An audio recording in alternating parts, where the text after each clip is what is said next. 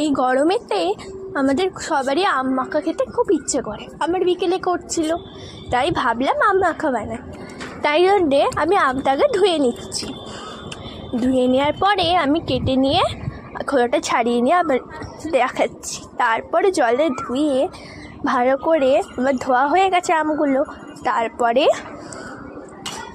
আমি ওটাকে ভালো করে বার করে নেবো। আমি আমটাকে ভালো করে একটা জায়গায় বার করে দেবো। আমটাকে ভালো করে বার করতে দেবো।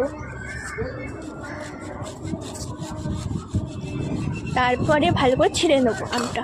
তাহলে একটু ছোটো ছোটো হয়ে যায়, কারণ বড়ো বড়ো ভালো না, তাই আমি ভালো করে ছুলে নিচ্ছি।